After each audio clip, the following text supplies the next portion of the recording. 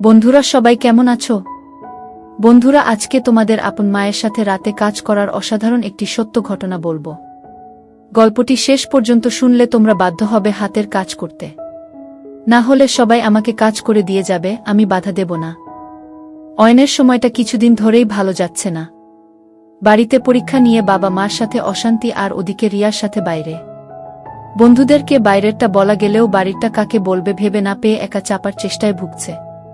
অয়ন মানে আমাদের এই সিরিজের মেন চরিত্র অয়নাংশু সেন এবারে ক্লাস 11 থেকে 12তে উঠেছেন বেশ কবার ফেল করার পর।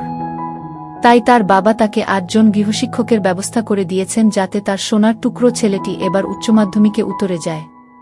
কিন্তু তিনি এটা জানেন না যে তার এহেন আয়োজনে তার হবু ছেলের বউ নিতান্তই অতিষ্ঠ হয়ে উঠেছেন। সদ্য ক্লাস 9 পাশ করে ওঠা রিয়া দেবীর এখন মনে হচ্ছে তার বাবুটি তার হাত থেকে বেরিয়ে যাচ্ছে, তাই তিনি রোজ এখন স্কুল যাওয়ার আগে তার বাবুর এক বন্ধুর সাথে রাস্তার ধারের বাঁশবাগানে যান বাবুকে নিয়ে আলোচনা করতে। এসবের মধ্যে অয়ন বাবাজি পড়েছেন মহাফাপড়ে। তার মধ্যে এসে জুটেছেন মিস লিসা নামের একজন। তিনি নাকি অয়নকে পড়াবেন ইংরেজি। এতদিন প্রণব বাবুর দয়ায় সেটায় নম নম করে অয়ন দিব্যি উত্তরে যেত, কিন্তু তার বাবার মনে হয়েছে এই নিতান্ত অপগণ্ড ছেলেটির জন্য আরও একটি দরকার। যাই হোক, সন্ধে বেলায় যখন তিনি এসে দরজার সামনে দাঁড়ালেন ততক্ষণে অয়ন আর অয়নের ছোট ভাই দুজনেই লাফিয়ে উঠল মনে মনে। ম্যামের সাথে পড়তে বসে অয়নের মনে হলো সে যা পড়ছে তা সবই জানা জিনিস। প্রথম কিছু না বললেও পরের দিকে একই জিনিস পড়ানোর ব্যাপারটা অয়নের কাছে প্রচণ্ড বিরক্তিকর লাগতে লাগল। সেটা লিসা মনে হয়ে খেয়াল পড়ল। অয়নের মা বাবা সন্ধেবেলা বেরিয়ে যান গুরুদেবের সান্নিধ্য পেতে। অয়ন আর লিসা ম্যাম থাকে বাড়িতে একা। এরকমই একদিনে অয়ন বসে ম্যামের দেওয়া কাজগুলো করছে, এমন সময় হঠাৎ লিসা বলে উঠল তার একবার বাথরুমে যেতে হবে। অয়ন নিজেকে আটকানোর চেষ্টা করেও পারল না। লিসা উঠে চলে যাওয়ার পর সেও তার পিছু পিছু দাঁড়াল। অয়নদের বাথরুম একটু আলাদা ধরনের, সামনে কোনো দরজা নেই। ভিতরে একটা আলাদা জায়গায় ল্যাট্রিনের জায়গা, বাকিটা খালি খালি। একটু পুরনো বাড়িগুলোয় এরকম দেখতে পাওয়া যায়। লিসা সোজা ভিতরে ঢুকে গেলে অয়নের দেওয়ালের সাথে নিজেকে সাটিয়ে দাঁড়িয়ে দেখতে লাগল। চোখের নিমেষেই অয়ন তার চোখের সামনে এরকম কিছু দেখে কেমন যেন একটা করে উঠল। লিসার বয়স বড়জোর 24 কিংবা 25। অয়ন চট করে ফোনটা বার করে ভিডিও করতে লাগল। লিসা ফিরে আসছে দেখে অয়ন টুক করে কেটে পড়ে ঘরে এসে বাধ্য ছেলের মতো বসে পড়ল। লিসা এসে বাকি পড়িয়ে চলে যাওয়ার পর অয়ন ফোনটা বার করে বসল হাতের কাজ করতে। লিসার বাইরে বেরিয়ে মনে পড়ল আজকে ফিস দিয়েছিল অয়ন, সেটা নেওয়া হয়নি। দরজা এমনি বাইরে থেকে দেওয়া আর নাড়াতে ব্যস্ত অয়নের না আটকানোয় লিসা সোজা ঘরের পাশে এসে দাঁড়াল।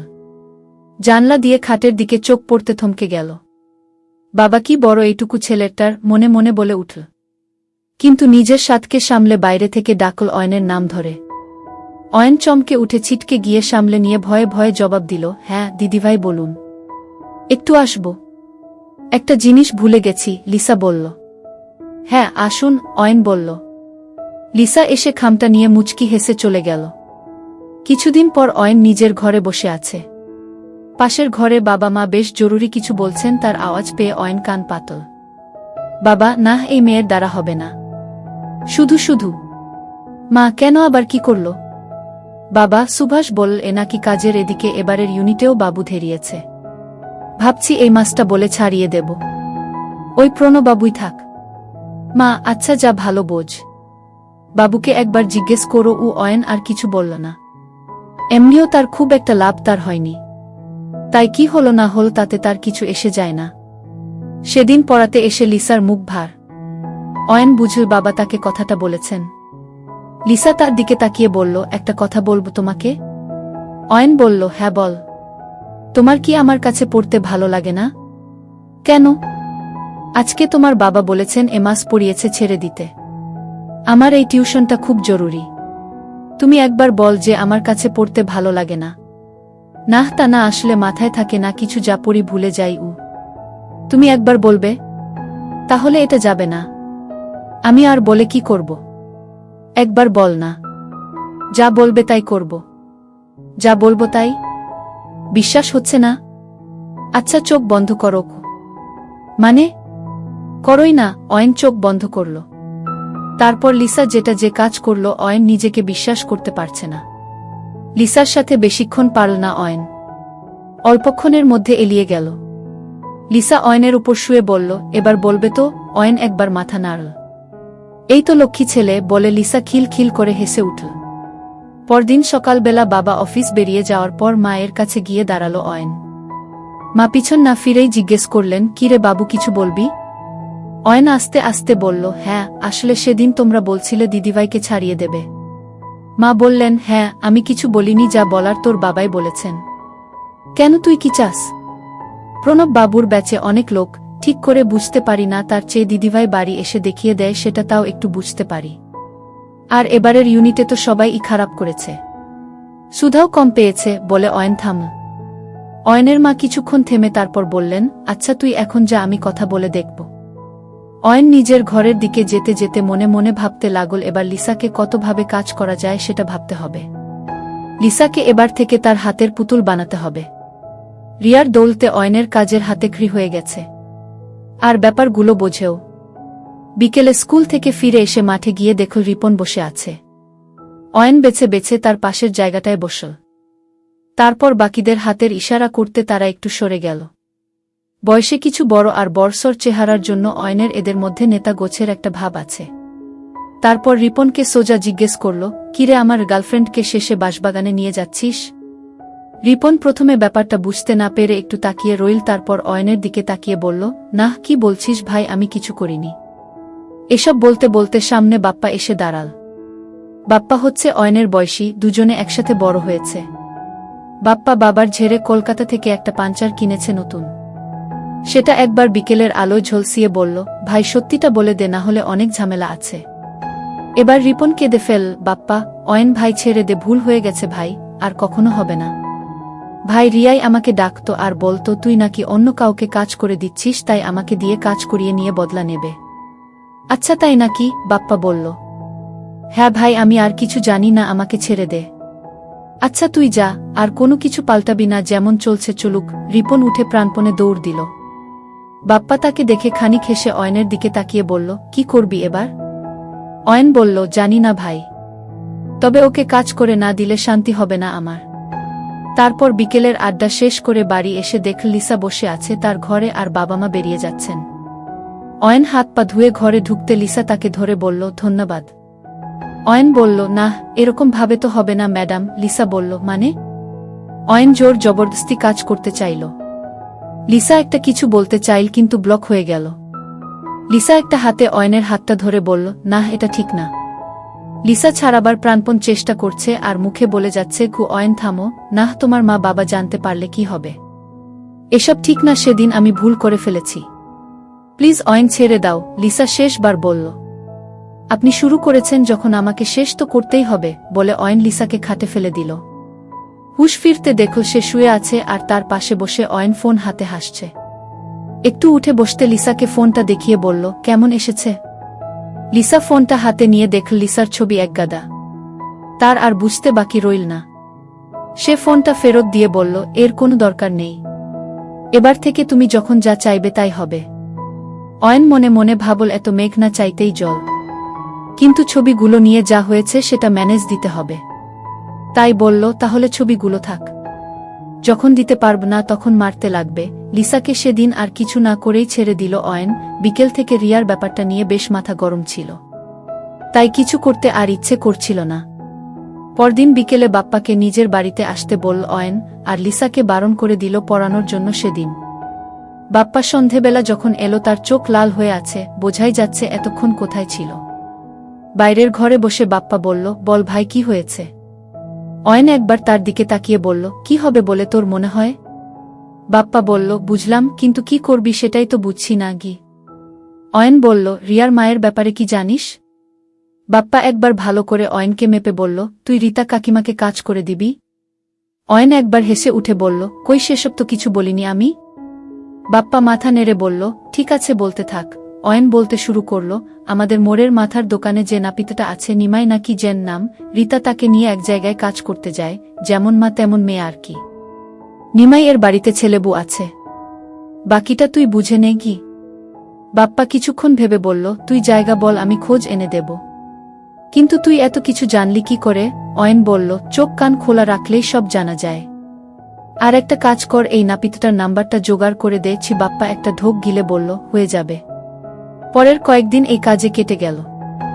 জানা গেল রীতা দেবী তার সান্ধ্বনাগরকে নিয়ে মাঠের ধারের পোড়ো বাড়িতে কাজ করতে যান। সেই মতো নাপিতের কাছেও ফোন চলে গেল।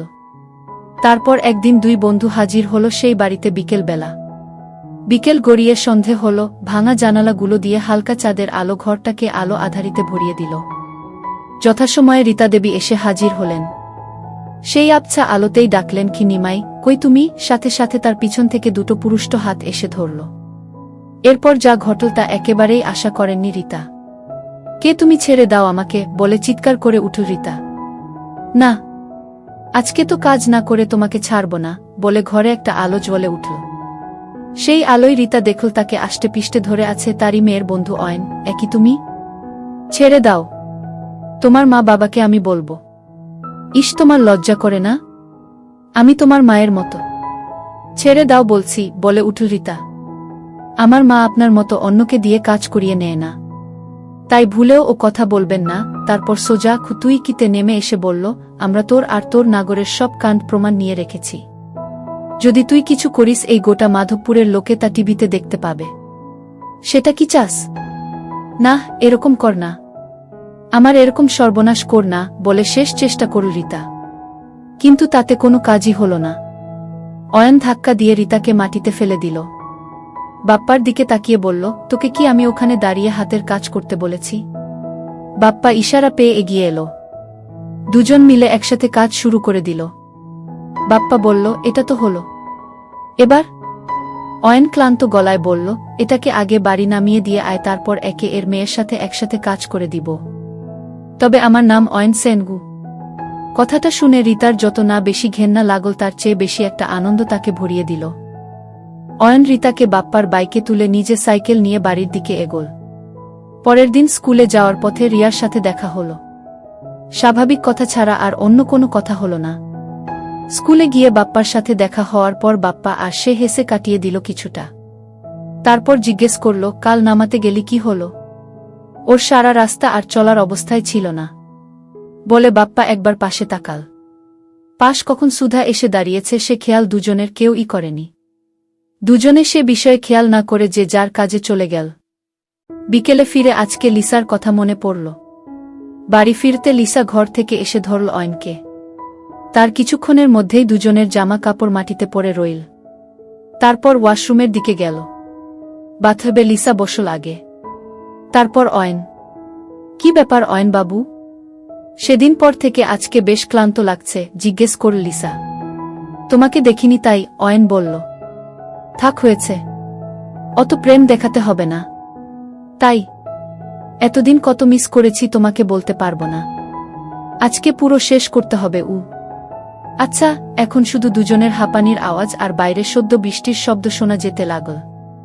কিছুক্ষণ পর অয়ন পাশে তাকাল। লিসা তার দিকে তাকিয়ে আছে।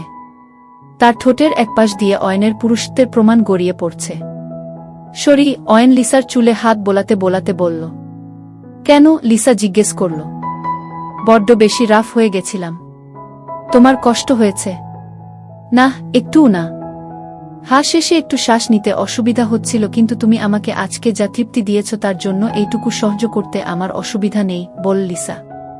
লিসা রানী, এই তো সবে শুরু, এখনো সারা রাত আছে। আচ্ছা, এই বয়সেই এত? চল ফ্রেশ হয়ে খেয়ে নি, তারপর দ্বিতীয় রাউন্ড হবে গু। আচ্ছা, বলে লিসা উঠে বাথরুমের দিকে পা বাড়াল। সন্ধেতে খাবার অর্ডার দিয়ে এনে নিয়েছিল, সেটা প্লেটে ঢেলে তারপর বাপ্পাকে দিয়ে আনানো একটা দামি বিদেশি লাল পানির বোতল থেকে কিছুটা দুটো গ্লাসে ঢেলে বসল অয়ন। লিসা বাথরুম থেকে বেরিয়ে এসে দাঁড়াল অয়নের সামনে। অয়নের চোখের পাতা পড়ল না। কি অসাধারণ সুন্দরী লিসা! লিসা এগিয়ে এসে তার পাশের চেয়ারটা টেনে বসতে যেতে অয়ন তাকে বাধা দিল। কি আমাকে বসতে দেবে না? লিসা করুণ মুখ করে অয়নকে বলল। না, ওখানে না সুন্দরী, এখানে, বলে নিজের কোলের দিকে দেখাল।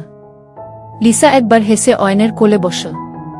তাতে আলাদাই অনুভূতি হল অয়নের। এবার লিসা অয়নকে জিজ্ঞেস করল, আর কাকে কাকে কাজ করে দিয়েছ বলো শুনি। আর সেরকম কেউ নেই, একজন ছিল, কিন্তু এখন ঘেটে গেছে সব। আচ্ছা বল শুনি। কেন এত উৎসাহ কিসের? অয়ন একটু বিরক্ত হয়ে জিজ্ঞেস করল। বাহরে, যার সাথে এত কিছু করছি তাকে এইটুকু জানব না? আচ্ছা বলছি, বলে অয়ন তাকে রিয়ার কথা বলল। তোমারটা বল এবার, লিসাকে বলল অয়ন। আচ্ছা বলে লিসা বলতে শুরু করল। লিসার প্রথম হাতেখড়ি তার মামাতো দাদার সাথে। তার দাদা যখন এখানে পড়তে আসে কলেজে, তাকে 16 বছর থেকে টানা 2 বছর কাজ করে দিয়েছে। তারপর চাকরি পেয়ে চলে গেলেও বোনের খিদে সেই যে জাগিয়ে দিয়ে গেছিল তা আর থামেনি। তারপর একটা বয়ফ্রেন্ড থাকলেও ঠিক পোষায়নি লিসার। আগে এক জায়গায় পড়াতো, কিন্তু সেখানে ছাত্রের বাবা তাকে একা পেয়ে জোর করে কাজ করতে চেয়েছিল বলে পালিয়ে এসেছে। অয়ন তাইতে বলেছিল, কেন দিতেই তো পারতে।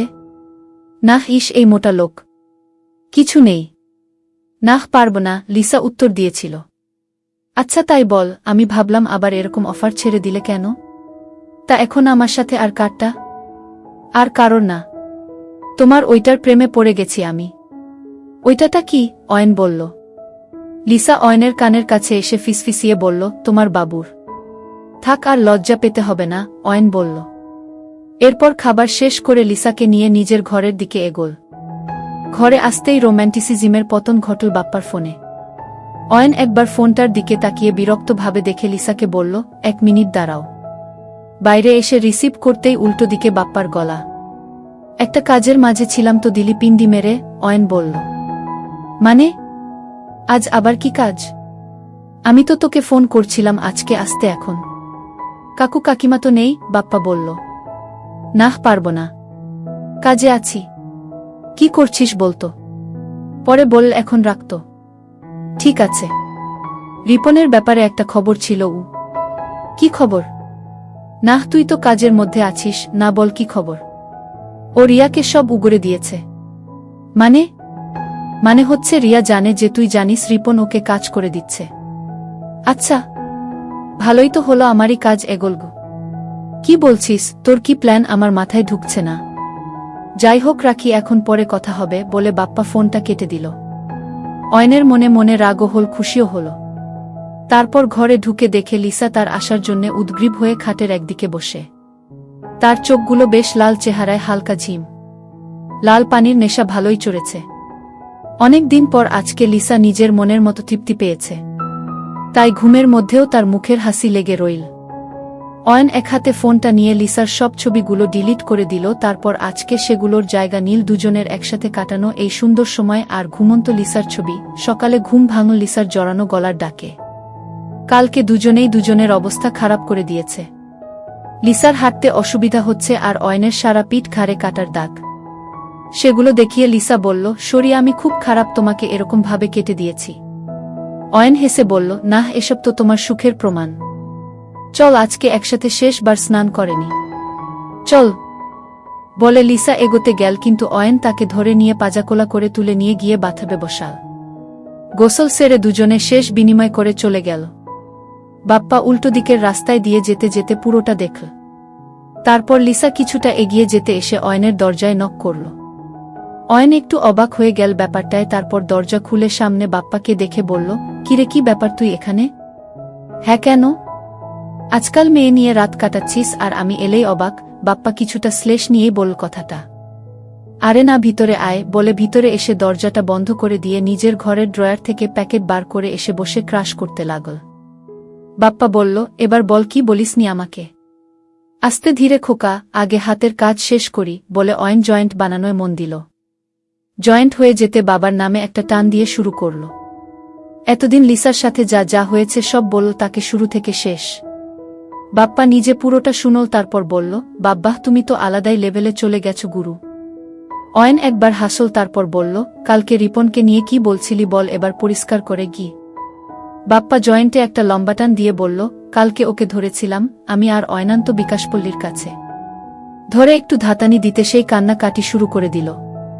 বলেছে নাকি রিয়াকে সব কিছু বলে দিয়েছে। আমি তাইতে বলেছি তুই ফোন করবি। অয়ন বলল, তাহলে আর কি লাগা ফোন? এখন? হ্যাঁ, তা নয়তো কখন? আচ্ছা। ফোনটা বেশ কয়েকবার রিং হয়ে তারপর তুলো রিপন। হ্যালো, কে? জিজ্ঞেস করল সে। তোর বাপ বলছি রে। চিনতে পারছিস? বাপ্পা বলল। আরে বাপ্পাদা, নাহ, মানে ঠিক বুঝিনি। গলাটা কেঁপে গেল রিপনের। হ্যাঁ, তা বলছি। অয়ন তোর সাথে কি কথা বলবে দেখতো, বলে ফোনটা এগিয়ে দিল তার দিকে। বলছি রিয়ার কি খবর? কবার হয়েছে? অয়ন জিজ্ঞেস করল। এই না না, আমি কিছু করিনি। তারপর আর তবে একটা জিনিস, ও খুব ক্ষেপে আছে। আজকে আমাকে ওর বাড়িতে ডেকেছে, না গেলে নাকি আমার মাকে সব আমাদের ছবি দেখিয়ে দেবে। কিছু কর, আমাকে বাঁচাও। খুব করুণ গলায় আস্তে আস্তে কথাটা বল রিপন। আচ্ছা তুই এখন রাখ, দেখছি কি করতে পারি, বলে অয়ন ফোনটা রেখে দিল। স্পিকারে থাকায় বাপ্পা সবটাই শুনো। তারপর অয়নকে জিজ্ঞেস করল, ব্যাপারটা একটু বেশিই বাড়াবাড়ি হয়ে গেল না? অয়ন উত্তর দিল। রিপন আমার পাশের বাড়ির ছেলে, ওকে চিনি আমি। তোর গার্লফ্রেন্ডকে কাজ করে দেবে নিজে থেকে, এত দম ওর নেই গে। কি করবি? রিয়া যদি ফাঁস করে দেয় তাহলে ওর এখানে টেকা দায় হয়ে যাবে। সময় হয়ে গেছে ওর খিদে ভালো করে মেটানোর, অয়ন বলল। তারপর বাপ্পাকে বলল, রেডি হয়ে যা, অনেক কাজ আজকে। বিকেলে যখন রিপন রিয়ার বাড়ির সামনে এসে দাঁড়াল তখন তার অবস্থা খারাপ। বাপ্পা আর অয়ন তাকে কথা দিয়েছে বাঁচাবে, কিন্তু দুজনের একজনেরও দেখা নেই। আস্তে আস্তে দরজায় নক করতে ভিতর থেকে রিয়া দেবী বেরিয়ে এলেন। কিরে টুটের ছেলে, তোর এত রস? আমার খিদে মেটাবি না? রিয়া বলল। নাহ মানে রিপন ভাবতে লাগল কি বলা যায়।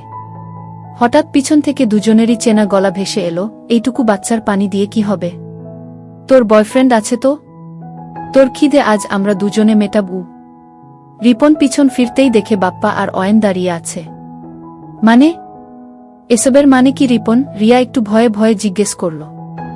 মানে আজকে আমরা 3 জনে মিলে তোর ক্ষুধা মেটাবরে, বলে ঠেলে বাড়ির ভিতর গেল। তারপর বাইরের ঘরের সোফায় ফেলে পরনের টি শার্টটা ছিঁড়ে ফেলে দিল রিপন। রিপনের এরকম কাজ দেখে রিয়া অবাক হয়ে বলতে লাগল, না এটা করিস না রিপন, দেখ আমার মা আছে বাড়িতে, তোদের সবাইকে পুলিশে দেবে। অয়ন একবার হাহা করে হেসে উঠল। রিয়ার নিজের ছেঁড়া জামাটা কোনোমতে আটকে বলল, হ্যাঁ, আর আমার কাছে এই রিপনের ভিডিও আছে। একটা কেউ ছেড়ে দেবে না গি? আচ্ছা বাপ্পা, সব রেকর্ড করছিস তো? অয়ন জিজ্ঞেস করল। বাপ্পা হেসে বলল, একদম বস। এই রিপন, থামলি কেন? এতক্ষণে ঘরের এক কোণে এসে দাঁড়িয়েছেন রীতা কাকিমা। ওরা কেউই সেটা খেয়াল করেনি, কিন্তু রিয়া সেটা দেখতে পেয়ে বলল, বাঁচাও মা, এরা আমাকে জোর করে কিসব করছে। অয়ন একবার পিছন দিকে তাকিয়ে বলল, আরে আপনারই অপেক্ষা ছিল, আসুন, বলে বাপ্পাকে চোখের ইশারা করতে বাপ্পা গিয়ে রীতাকে সামনে নিয়ে এলো। তারপর অ্যাকসেপ্ট করে দিল। রিয়া এসব দেখে অবাক। কি যেন একটা বলছিলি? অয়ন বলল। রিয়া বাকরুদ্ধ হয়ে গেছে। রীতা লজ্জায় কুকড়ে গিয়ে পালিয়ে যেতে চাইল, কিন্তু বাপ্পা তাকে আটকে দিয়ে বলল, আরে সোনামনি, এই তো সবে শুরু, এখনই চলে গেলে হবে কি করে কি? রিয়া সব আশা ছেড়ে হতচকিত হয়ে রইল। তার মুখ দিয়ে কথা বেরোচ্ছে না। তার সামনে তার মাকেও অ্যাকসেপ্ট বানিয়ে দিয়েছে অয়ন আর বাপ্পা। একসময় অয়ন বলেছিল যদি তাকে রিয়া কখনো ধোকা দেয় তার ফল খুব খারাপ হবে। আজকে সে নিজের চোখের সামনে দেখতে পাচ্ছে। মা মেয়ে দুজনে 3 জন যুবককে দিয়ে কাজ করিয়ে নেওয়ার জন্য তৈরি হল মনে।